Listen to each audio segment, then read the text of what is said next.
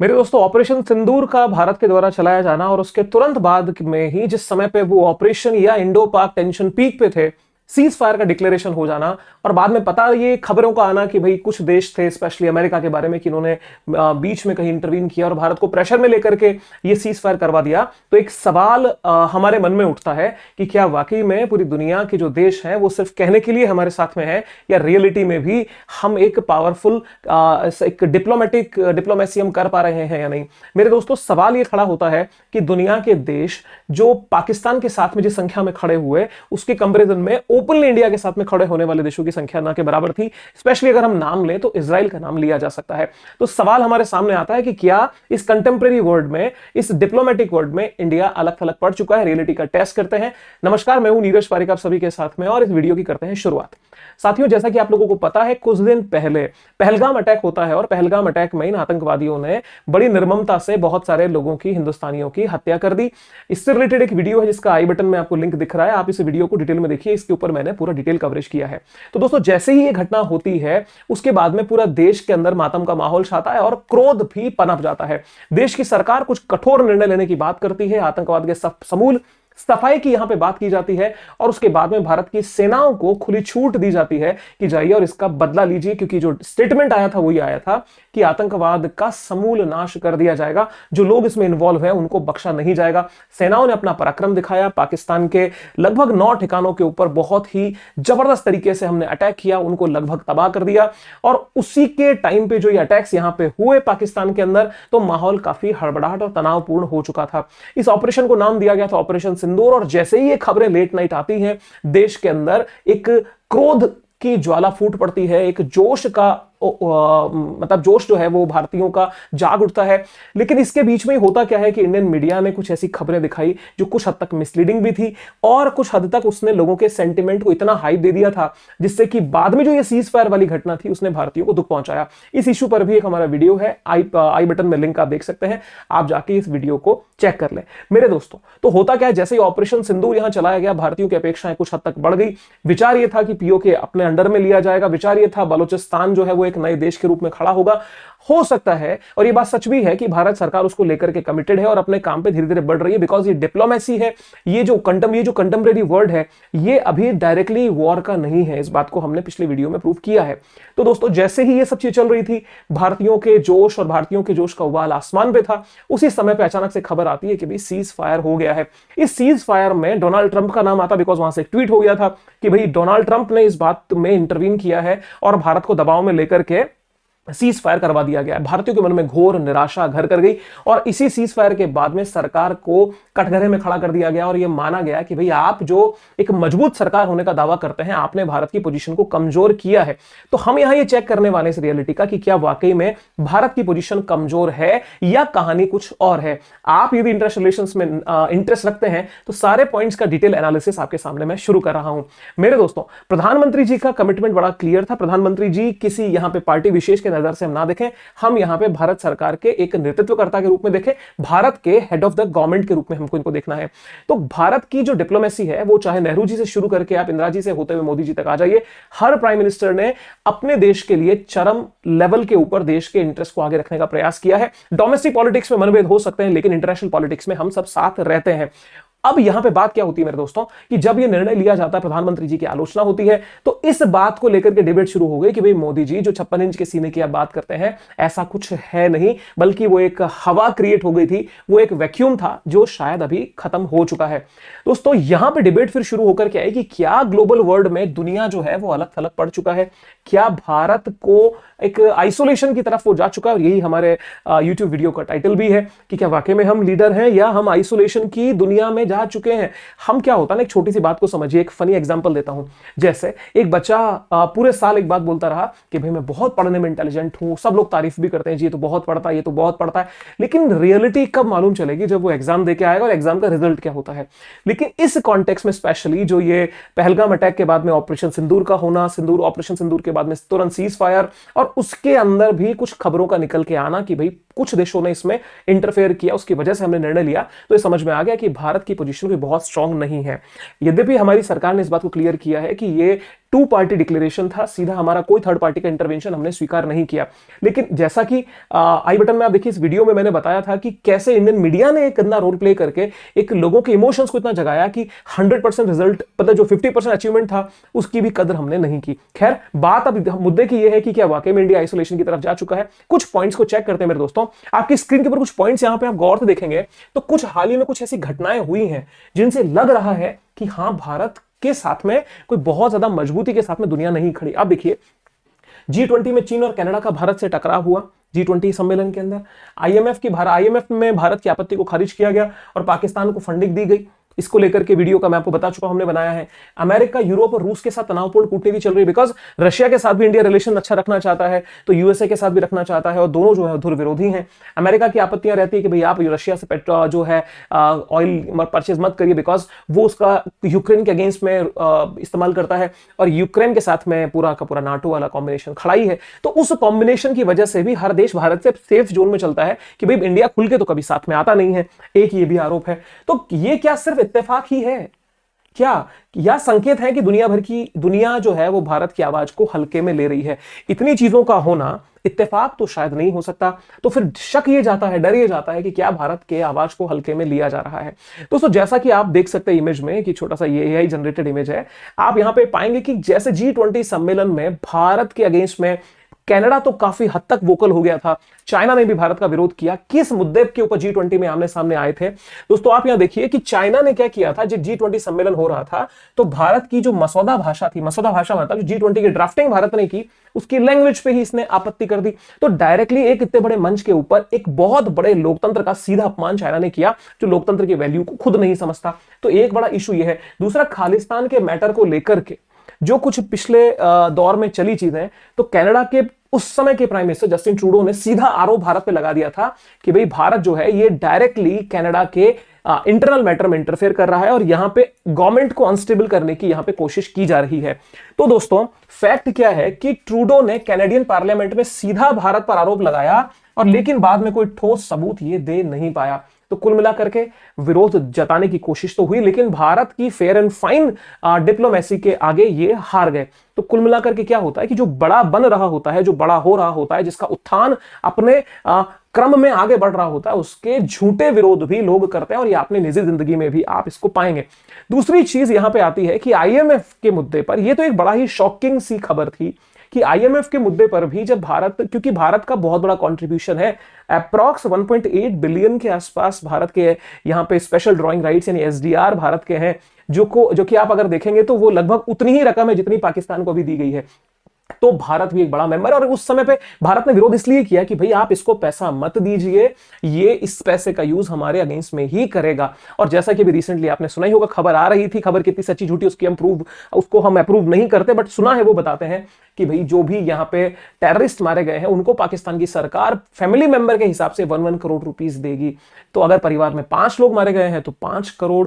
अब बात यह है कि पैसा पाकिस्तान के पास नहीं था, पाकिस्तान की इकोनॉमी नहीं थी कि वो भारत को सर्वाइव करते, लेकिन आईएमएफ के विरोध, अब जब इतने बड़ी संस्था में भारत का विरोध हुआ, और आईएमएफ को सीधी बात समझिए, आईएमएफ के पीछे जो इसको कठपुतली को, आईएमएफ रूपी कठपुतली को नचाने वाला जो पीछे कलाकार है वो कोई और नहीं बल्कि अमेरिका है। ये बात हमने हमारे इस वीडियो के अंदर आप लोगों को पहले बता चुके हैं। तो चलिए यहां पे ये भी खबर सामने, लेकिन यहां पे तो आईएमएफ ने भारत की आपत्ति को अनदेखा करके डील मंजूर कर ली, क्योंकि भारत का सीधा डर था कि भाई तुम डील दे दोगे, ये कश्मीरी सीमा पर ये मिलिट्री एक्शन करेगा, और अल्टीमेटली पैसा वहां मिला, बट इंटरफेरेंस की वजह से ये सब चीजें हुई और हमने सीज फायर किया।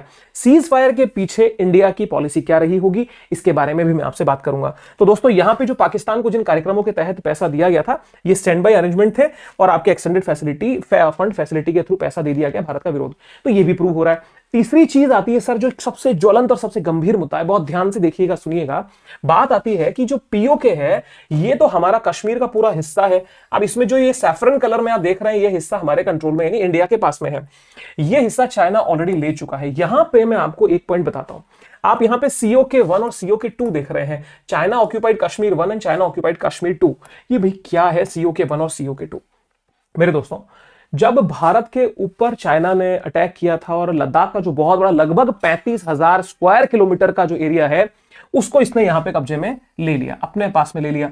अब बात यह है कि भाई ये जो लद्दाख का रीजन है, ये लद्दाख पे ही इसने अटैक क्यों किया?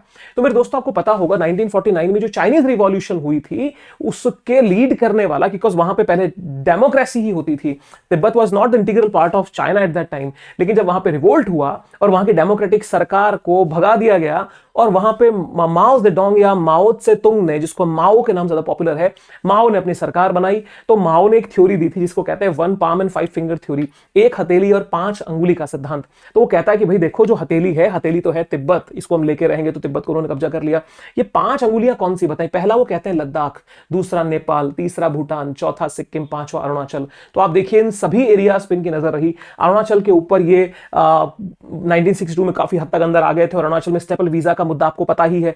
इसके साथ में डोकलाम इशू यानी भूटान के साथ में, नेपाल में नेपाल के अंदर वहां की गवर्नमेंट को अनस्टेबल करने में ये रहा।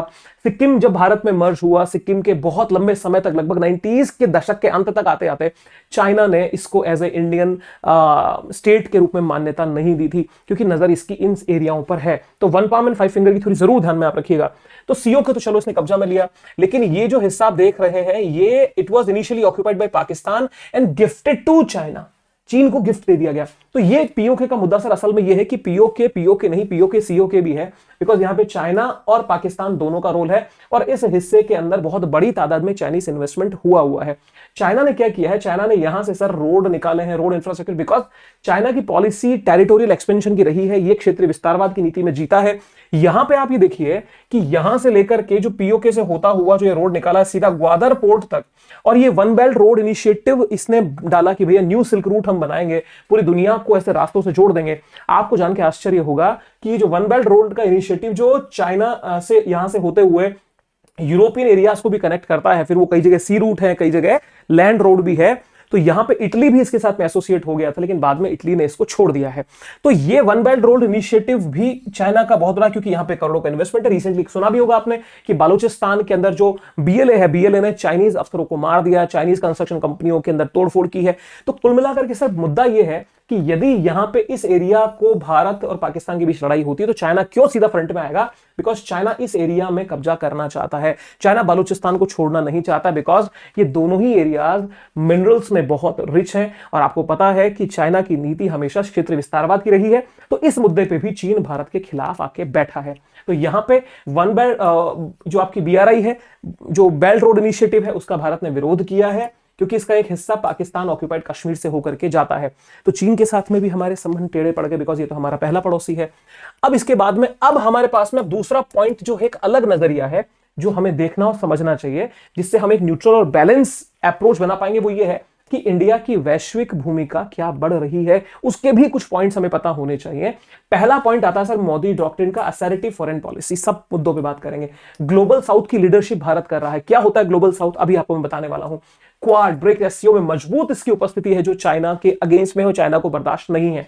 तीसरी चीज, तो क्या वास्तव में भारत कमजोर हो रहा है या भारत अपने दम पर नई विश्व व्यवस्था बना रहा है? सर ये न्यू वर्ल्ड ऑर्डर की कहानी है। आप इस बात को समझिए कि जब कोई बीज बड़ा वृक्ष बनने वाला होता है तो पहले उसकी जड़ों का विस्तार होता है और जड़ें नजर नहीं आती हैं, लेकिन मजबूत जितनी जड़ें होंगी वृक्ष उतना बड़ा हो जाएगा। हम कमियों से इनकार नहीं करते, बिकॉज इंटरनेशनल जो पॉलिटिक्स होती है that is all about the negotiation और it is the game of national interest. राष्ट्रीय हित की पूर्ति प्रथम लक्ष्य होता है, उसके लिए डिप्लोमेसी की जाती है। और जैसे जैसे नेशनल इंटरेस्ट बदलते जाते हैं वैसे वैसे दोस्त दुश्मन हो जाते हैं, दुश्मन दोस्त हो जाते हैं, न्यूट्रलिटी भी आती, कभी एग्रेशन भी होता है, कभी प्रेम प्यार संबंध भी होते हैं। तो ये ग्लोबल जो वर्ल्ड है वो अब कभी ना स्थिर रहा है, ना आज है, ना कभी होगा। सिर्फ अपने नेशनल इंटरेस्ट को फुलफिल करना, पूरा करना इज द प्राइम ऑब्जेक्ट। तो यहां पे पॉइंट टू पॉइंट शुरू करते हैं। सबसे पहले एक मोदी डॉक्ट्रिन की बात करते हैं, असर्टिव इंडिपेंडेंस एंड मल्टीलेटरल। जब से मोदी जी आए हैं बड़ा क्लियर अप्रोच था। आप लोगों को याद करना चाहिए एक बात को कि हिंदुस्तान के पहले प्राइम मिनिस्टर नरेंद्र मोदी बने जिन्होंने कहा कि भाई हम इजराइल की हम एक ऑफिशियल विजिट पे प्राइम मिनिस्टर जाएंगे। तो जब वो बात हुई तो इनके ऑफिशियल्स के द्वारा, जो कि आपने भी पढ़ा सुना होगा, ये कहा गया कि भाई अगर आप जा रहे हैं तो you must go to Palestine as well, फिलिस्तीन भी जाइए, जिससे एक बैलेंस बने। तो मोदी जी का बड़ा क्लियर था कि भाई हम जाएंगे तो या तो हम सीधा इजराइल जाएंगे और जाएंगे तो सीधा फिर फिलिस्तीन ही जाएंगे। हम दोनों जगह जाके बेमतलब का मिक्सअप नहीं करेंगे, हम क्लियर अप्रोच शो करेंगे दुनिया को। तो जब इजराइल गए मोदी जी, तब आप देखिए इजराइल के धुर विरोधियों में ईरान आता है। ईरान के फाइटर जेट्स ने मोदी जी को एस्कॉर्ट किया, सुरक्षा प्रदान की। दूसरी तरफ जब मोदी जी फिलिस्तीन गए तो फिलिस्तीन भी एक्सक्लूसिव विजिट पे गए, उस समय वो इजराइल नहीं गए थे। तो हमने बैलेंस करना, एक न्यू वर्ल्ड ऑर्डर बनाने की शुरुआत की है। तो जब न्यू वर्ल्ड ऑर्डर बनेगा तो ऑब्वियसली जो स्टैब्लिश पावर्स हैं उनको तकलीफ तो होगी ही होगी। अब मान लीजिए कि मैं आपको कुछ बेहतर पढ़ाने लगूं, कुछ अच्छा कंटेंट आपको देने लगूं, तो कंफर्मली ये बात होगी कि जो ऑलरेडी स्टैब्लिश्ड वीडियो मेकर्स है, जिनके वीडियोस आपके पास में आते हैं, हो सकता है वो कुछ नेगेटिव कमेंट करवाने की कोशिश करें, ये होता है, रूटीन लाइफ का पार्ट है। तो यहां पे भी वही बात है। तो यहां पे क्या हुआ सर, ये जो हमारा 1961 से कहिए या तो ये बना बहुत शुरू से ले लो, 1947 से नेहरू जी के टाइम से भारत की विदेश नीति रही कि भाई हम गुट निरपेक्ष रहेंगे, हम we will follow the non alignment. हम ना तो उस समय क्या था, कोल्ड वॉर का दौर था, शीत युद्ध का दौर था, एक तरफ रशिया के ग्रुप बना हुआ था, एक तरफ यूएसए का ग्रुप बना हुआ था, तो हमने दोनों में किसी का साथ नहीं चुना। तो एक बहुत लंबे टाइम तक हम नॉन अलाइनमेंट यानी गुट निरपेक्ष को फॉलो करते हुए आए, न्यूट्रल अप्रोच हमने रखी। लेकिन मोदी जी के टाइम पे थोड़ी चेंजेस हुई। चेंज क्या होता है sir, multi alignment with strategic autonomy, यानी हम ऐसा नहीं कि किसी के साथ नहीं है, हम बेसिकली सबके साथ हैं और सबके साथ में अलग अलग रणनीतियों से हैं। तो सर ये क्या हुआ, ये बेसिकली पैसिवनेस से हम एक्टिवनेस में आ गए। जैसे आपने एक पॉलिसी पढ़ी होगी, look east policy, Modi ji के टाइम पे उसको नाम दिया गया एक्ट ईस्ट पॉलिसी। तो चीजें चेंज होने में समय तो लगता है। तो यहीं पे नॉन अलाइनमेंट, जिसमें हम एक न्यूट्रल अप्रोच में जीते थे, हम किसी के साथ नहीं है, अब यहां पे हो गया हम सबके साथ हैं। तो यहां पे मल्टी अलाइनमेंट की बात आ गई, यानी बहुपक्षीय, निरपेक्ष नहीं है, बहुपक्षीय हम हो गए विद स्ट्रेटेजिक ऑटोनॉमी, यानी हमारे रणनीतिक स्वतंत्रता है, हम किसी के साथ में भी किसी भी प्रकार से संबंध या दोस्ती रख सकते हैं, दबाव नहीं है। एग्जांपल देखिए सर, एक तरफ इंडिया और ईयू का बहुत मजबूत रिलेशन है, भारत और नाटो जो कंट्रीज हैं उनके रिश्ते अच्छे हैं, रिश्ते खराब नहीं हैं। लेकिन वहीं पे आप देखेंगे तो भारत और जेलेंस्की से भी मीटिंग हुई मोदी जी की, जेलेंस्की के भी साथ में मुलाकात की। वहीं पे ये बात बोलते रह गए कि भाई आप रशिया बोल रहा है कि आप, अब मान लीजिए रशिया तो हमारा फ्रेंड है, अब मोदी जी के साथ में इसकी मुलाकात संदेश नेगेटिव भी तो भेज सकती थी। लेकिन यहां पे क्या है, multi alignment with strategic autonomy. तो यहां पे हम क्या हो गए, असर्टिव, इंडिपेंडेंट एंड मल्टीलेटरल। इस पॉइंट को जरूर ध्यान रखिएगा, परिवर्तन की ये कहानी है।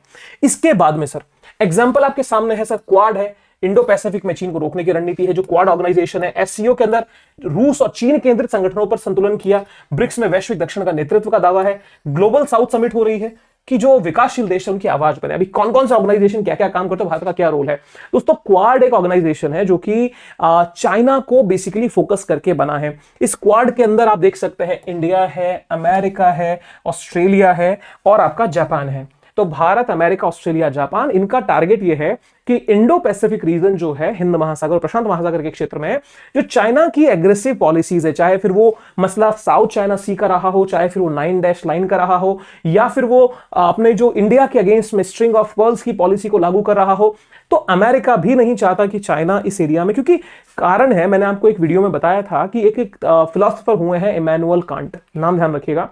वो एक फिलॉसफी देते हैं, उनका एक दर्शन है that is known as perpetual peace. ये परपेचुअल पीस की थ्योरी क्या है, उनका बोलना यह है कि जो डेमोक्रेसी होती है, उसका एग्जांपल मैं समझा रहा हूं कि जो लोकतंत्र होता है और दूसरा लोकतंत्र के बीच में युद्ध की संभावनाएं बहुत बहुत बहुत कम होती हैं। आप नोटिस करिए, इंडिया दुनिया का सबसे बड़ा लोकतंत्र है, अमेरिका दुनिया का सबसे पुराना लोकतंत्र है, Australia democracy, Japan is also democracy. तो इन सभी देशों के बीच में चाइना जो है वो कम्युनिस्ट आइडियोलॉजी को लेकर चलता है, लोकतंत्र का ही विरोधी है। तो चाइना को यहां पे काउंटर किया ही गया है। ऑब्वियस सी बात है, हम एक बड़े ऑर्गेनाइजेशन के एक बड़े स्टेक होल्डर हैं, क्वाड जैसे संस्था के, इस पर सोना चाहिए। अब यहां पे परपेचुअल पीस का एक प्रैक्टिकल एग्जांपल जैसे भी दिमाग में और बताता हूं। अमेरिका का दुनिया का पहला परमाणु हमला अमेरिका ने जापान में किया, हिरोशिमा और नागासाकी पे, 1945, आपको पता होगा। लिटिल बॉय और फैटमैन करके ऐसे 2 बॉम्ब गिराए गए और तबाही मची। अब यही दोनों देश एक साथ एक मंच के ऊपर आए हैं, इसका मतलब डेमोक्रेसी के साथ में अटैच हो जाती है, खतरे की संभावना तुलनात्मक रूप से बहुत कम होती है, जो कि क्वाड के सेंस में हम देख सकते हैं। दूसरी चीज में दोस्तों मेरे साथ में आती है, आप ये देखिए कि जो एससीओ के अंदर भारत ने एंट्री ली है, शंघाई कोऑपरेशन ऑर्गेनाइजेशन, तो वहां पे चीन भारत की उपस्थिति नहीं चाहता, लेकिन इंडिया वहां पे है, अपने पॉइंट को रखता है। इसीलिए तो G20 के अंदर भारत के मसौदा डॉक्यूमेंट की इसने आलोचना कर दिया। बात को समझिए क्यों, क्योंकि ये नहीं चाहता कि इंडिया ग्रो करे, बट इंडिया की पॉलिटिक्स स्लो है बट स्टडी है। Slow steady always wins. थोड़ा हम धीरे धीरे आगे बढ़ रहे हैं, बट जो बढ़ रहे हैं बहुत मजबूत बढ़ रहे हैं। आप 1950 के भारत में और आज के भारत में अंतर देख सकते हैं, और ये आने वाले टाइम में, बिकॉज न्यू ऑर्डर जो है वो इंडियन गवर्नमेंट डेवलप करना चाह रही है। तो एससीओ के अंदर की कहानी है। तो ये ब्रिक्स की आप बात कर लीजिए, BRICS, Brazil, Russia, India, South Africa, कौन सा हो गया, BRICS, और रशिया और साउथ अफ्रीका और चाइना। तो ब्रिक्स में भारत की उपस्थिति, चीन की भी प्रेजेंस है, तो हम यहां पे भी इसको बैलेंस कर रहे हैं। तो क्वाड में चाइना नहीं है, क्वाड तो चाइना के उस एक्सपेंशन के इनडायरेक्टली उसके अगेंस्ट में ये बना हुआ है, ठीक है। मल्टी डायमेंशनल ऑर्गेनाइजेशन है, बहुत सारे पक्षों को ये लेकर के चलता है। लेकिन एससीओ में तो चाइना है, आपके इसमें हमारे ब्रिक्स में तो चाइना है। तो क्या है, इंडिया की प्रेजेंस यहां पर भी बनी हुई है दोस्तों। इसके साथ में ग्लोबल साउथ का लीडर भारत बनता हुआ दिख रहा है। ये global south and global north क्या है, आप धरती के दो हिस्से करके देख सकते हैं। जो लैंड बॉर्डर है आप देख सकते हैं ना, धरती को जमीनी हिस्सा है, उसके दो हिस्से कीजिए, नॉर्थ एंड साउथ। तो आप ये पाएंगे कि नॉर्दर्न साइड में अमीर देश और डेवलप कंट्रीज ज्यादा हैं, जबकि सदर्न पार्ट में डेवलपिंग नेशंस जो थोड़े गरीब हैं, कंपैरेटिवली कम उनकी इकोनॉमी है, वो ज्यादा है। तो ये global north versus global south का पूरा क्लियर कट लाइन है, और ग्लोबल साउथ की लीडरशिप इंडिया को पूरा ये लोग अपना मानते हैं। रीजन क्या है, क्योंकि चाइना की जो पॉलिसी है उससे हर कोई वाकिफ है। ये वो आस्तीन का सांप है, कब डसेगा पता नहीं चलेगा। इंडिया पे रिलाई करते हैं, विश्वास करते हैं। और इन्हीं देशों ने, आपको एक ऑर्गेनाइजेशन G77 का नाम सुनिएगा sir, 1964 if I am not wrong, ये तैयार हुआ, और इन्होंने न्यू इकोनॉमिक ऑर्डर के बारे में, नई आर्थिक विश्व व्यवस्था बनाने की बात की, ब्रेटन वुड सिस्टम के अगेंस्ट में, कि भाई ये जो WTO, IMF और ये जो वर्ल्ड बैंक है, these are actually fulfilling the dreams and ideologies of USA only. तो हमारे अगेंस्ट में है भैया। तो एक ही न्यू इकोनॉमिक ऑर्डर डेवलप करने की बात हो रही है, और इसमें भी चाइना भी पावरफुल है, इंडिया भी कंपैरेटिवली पावरफुल है, लेकिन देशों का समर्थन इंडिया को है, चाइना को नहीं है, बिकॉज चाइना की हरकतें ठीक नहीं है। ठीक है सर। इसके बाद में सर ग्लोबल साउथ की तो लीडरशिप हमने की ही है, मोदी जी बहुत हद से इसको लीड कर रहे हैं। तो अब पॉइंट ये आता है कि क्या दुनिया में भारत अकेला हो रहा है। पॉइंट समझना सर, अलोन एंड ऑटोनॉमस में एक डिफरेंस होता है। ये बहुत ही सॉलिड बात को समझिएगा। अलोन होना और ऑटोनॉमस होने में फर्क है। अलोन का क्या अर्थ होता है, अलोन का क्या अर्थ होता है कि कोई भी भारत के साथ नहीं है, जबकि ऑटोनॉमस का अर्थ है कि भारत किसी के इशारों पे नहीं चलेगा। तो ये जो अफवाह उड़ी कि साहब, देखिए ग्लोबल लीडर्स तो आपस में बात करते हैं, ठीक है, कोई श्रेय लेने के लिए खुद का ट्वीट अगर उन्होंने कर दिया, भारत ने उसको ऑफिशियली कैंसिल कर दिया कि भाई हम इसे नहीं मानते। तो ये चीज प्रूव्ड है, और हम हमारी जो मिनिस्ट्री ऑफ एक्सटर्नल अफेयर की जो बात है हम उसको प्रायोरिटी देंगे। उन्होंने कहा कि भैया हमने ये पाकिस्तान के जो फोन आया DGMO लेवल पे, उसके ऊपर हमने इसको रद्द किया है। तो ये मान के चलिए कि हम किसी के इशारों पे नहीं चल रहे, हम अपने हिसाब से इस डिसीजन को लिए हैं। तो हम क्या है सर, ऑटोनॉमस हो रहे हैं, अलोन नहीं। इस बात को क्लियर समझ लीजिएगा। प्रूफ क्या क्या है, भारत ने रूस से तेल खरीदा, अमेरिका की चेतावनी के बावजूद खरीदा। पहली चीज, भारत ने चीन को G20 में मात दी, लेकिन SCO में भी शामिल रहा। चीन के बहुत सारे विषयों को भारत ने कटाक्ष किया, और SCO में बरकरार, जिसमें SCO के अंदर पूरी दादागिरी चाइना की फुल तरह से चलती है। पाकिस्तान को लेकर भारत ने स्पष्ट विरोध दर्ज करा, भले ही दुनिया इसके ऊपर चुप रही। तो हमने ऑटोनॉमी को आगे बढ़ाया है, अलोननेस को नहीं। तो ये पॉइंट बड़े स्पष्ट हैं और आपके सामने क्लियर है। अब भारत के पक्ष में कौन कौन सी बातें आती हैं। सबसे पहली, सबसे तेज बढ़ती हुई अर्थव्यवस्था है IMF और वर्ल्ड बैंक के अकॉर्डिंग। तो कोई भी सर भारत को सडन आइसोलेशन में नहीं लेकर के जाएगा, और ये भारत का मजबूत पक्ष है। हो सकता है वो कुछ गलत इंप्रेशन में हो, लेकिन भारत बहुत क्लियर कट है। विकास, ग्लोबल वॉइस ऐसा G20 प्रेसिडेंसी के अंदर दिख गया, जैसा भारत ने उसको लीड किया। Climate, digital and food security पर भारत बहुत बड़े लेवल पे काम कर रहा है। आप देखिए कि क्लाइमेट को लेकर के तो जिस ढंग से हमने काम किया है, इसके अंदर जो एक ग्लोबल ग्रिड बनाने की बात है, ग्लोबल सोलर ग्रिड बनाने की बात है, डिजिटल के अंदर UPI पे दुनिया पूरी हैरान है। फूड सिक्योरिटी को लेकर के हमारे जो प्रोग्राम्स है वो दुनिया अडॉप्ट कर रही है। लेकिन यहां पे कुछ खिलाफ चीजें भी हैं जो भारत के अगेंस्ट जाती है। पहला, चीन, रूस और पश्चिम में द्वंद्व को लेकर अस्पष्टता है। भैया कोई भी देश ना आपके ऊपर डायरेक्टली बिलीव करने से पहले 50 बार सोचेगा। क्यों? क्योंकि आप रशिया के साथ भी खड़े जा रहे हो, आप अमेरिका के साथ भी जा रहे हो, तो उन लोगों को विश्वास करने में समय लगता है। लेकिन जब विश्वास हो जाता है तो बड़ा ठोस होता है, लेकिन अस्पष्टता तो क्रिएट होती है। पाकिस्तान के साथ में क्या सीन है, पाकिस्तान क्लियर कट अमेरिका के साथ में खड़ा होता है, क्लियर कट वो चीन के साथ में खड़ा होता है। तो कोई भी एक मजबूत देश उसका समर्थन कर देता है। लेकिन विपक्ष क्या है कि कोई भी देश उसके खिलाफ आने में भी देर नहीं लगाएगा। भारत के खिलाफ आने में थोड़ा समय लगेगा, क्योंकि दोस्ती भी लेट तो दुश्मनी भी लेट। पॉइंट को समझिए। दूसरा, ह्यूमन राइट्स हो चाहे डेमोक्रेसी को लेकर पश्चिम में आलोचनाएं भारत की होती रहती हैं। बहुत सारे मुद्दे जो वेस्टर्न मीडिया है वो इंडिया कैसे हाईलाइट करता है, जैसे कि आप कश्मीर का इशू ले लीजिए, आप CAA का मुद्दा ले लीजिए। इंटरनेशनल लेवल पे बनता है कि भारत में डेमोक्रेसी कोई बहुत मजबूत नहीं है, जो कि उनका भ्रम है। तो ये कुछ बातें खिलाफ जाती हैं। अब हमें क्या करना चाहिए सर, स्ट्रेटेजिक क्लियरिटी रखें, सबसे पहली बात एम्बिग्यूटी नहीं, साफ संदेश दें। इजराइल पैलेस्टाइन के मामले में जैसा हमने किया, क्लियर कट हम साथ हो जाए, होना चाहिए। एम्बिग्यूटी नहीं रखें तो जिससे क्या हमारा स्टैंड क्लियर होगा। इकोनॉमिक मसल, ज्यादा निवेश और कम निर्भरता, सबसे बड़ी बात है सर, बड़ा ना भैया, सबसे बड़ा रुपया। देश को इकोनॉमिकली इतना साउंड होना पड़ेगा, आप चाहोगे वो हो जाएगा। पाकिस्तान नमस्ते करके आपके पैर में ना लौट जाए, पैसे वाला बनना पड़ेगा। तो सबसे बड़ी बात यही है कि जिसकी इकोनॉमी मजबूत है वो देश आगे बढ़ता है। तीसरी चीज, people to people diplomacy, global diaspora को अपना राष्ट्रदूत, अपना एम्बेसडर बनाइए। सर भारत के लिए बहुत बड़े पॉजिटिव बात यह है कि इंडियन डायस्पोरा दुनिया के लगभग हर देश में है, तो हम उनको अपना ऐसा कुछ मैकेनिज्म सेट करें कि वो हमारे ग्लोबल जो एक तरह से एम्बेसडर बनने का काम वो लोग करें, तो इंडिया ऑब्वियसली आगे बढ़ेगा। इजराइल का सपोर्ट अमेरिका बहुत हद तक करता है। रीजन क्या है? क्योंकि इजराइल कम्युनिटी जो है, जो ज्यूइश कम्युनिटी है, वो बहुत स्ट्रांग है अमेरिका के अंदर। इंडियन कम्युनिटी भी काफी स्ट्रांग हो चुकी है। तो क्या होगा, हमें जो हमारे डायस्पोरा है, जो विदेश में भारतीय निवास करते हैं, उनके साथ में रिलेशन मजबूत करके ये 3 काम यदि हम करेंगे तो चीजें अपने आप ठीक होने लगेंगी। ठीक है सर, तो ध्यान रखिएगा, भारत अकेला नहीं पड़ रहा, बल्कि अपने पैरों पर खड़ा होने का अभ्यास कर रहा है। राह तो आसान नहीं होती, लेकिन स्वतंत्र विदेश नीति की यही वैल्यू है, यही इसका मूल्य है जो हमें चुकाना पड़ेगा। समय लगेगा, वैल्यूज कुछ खर्चा जेब से होगा, मतलब कुछ तकलीफें आएंगी, लेकिन हम यदि इंडिपेंडेंट फॉरेन पॉलिसी एक पूरा अकेले खड़े होकर चलना चाहते हैं, हम एक न्यू वर्ल्ड ऑर्डर बनाना चाहते हैं, तो सर तकलीफ तो थोड़ी सी उठानी पड़ेगी। तो आप क्या चाहते हैं सर, कमेंट करके बताओ। भारत किसी खेमे में शामिल होना चाहिए या इंडिपेंडेंट चलना चाहिए? देखिए, दोनों ही पक्ष की अपनी अपनी वैल्यूज है, कोई भी बात अंतिम सत्य नहीं होती है इंटरनेशनल रिलेशंस में। यहां पे ये जो पक्ष आ जाएगा कि नहीं जी हमें किसी के साथ चलना चाहिए, उसके भी अपने प्रॉस एंड कॉन्स होंगे, पक्ष एंड विपक्ष होंगे। कोई कहेगा नहीं हमें तो इंडिपेंडेंट रहना चाहिए, हमें किसी ग्रुप में शामिल नहीं होना चाहिए, नॉन अलाइनमेंट में ही रह करके हम काम करें, उसके भी अपने पक्ष और अपने विपक्ष हैं। तो आप कमेंट करके जरूर बताएं कि ये वीडियो आपको कैसा लगा और आप क्या चाहते हैं, हिंदुस्तान किस दिशा में आगे जाए। कंक्लूडिंग मार्क हम ये दे सकते हैं कि भारत की फॉरेन पॉलिसी बहुत स्ट्रांग है, उसके अपने ऑब्जेक्टिव्स हैं जिसके अकॉर्डिंग वो काम कर रही है। सिंपल, परिवर्तन की गुंजाइश हर जगह है, सुधार की गुंजाइश हर जगह है।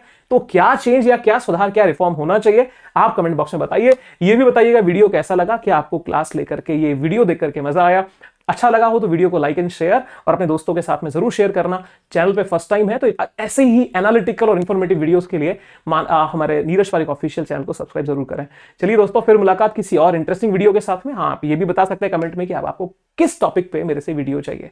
Wish you very happy learning, see you soon again, bye bye.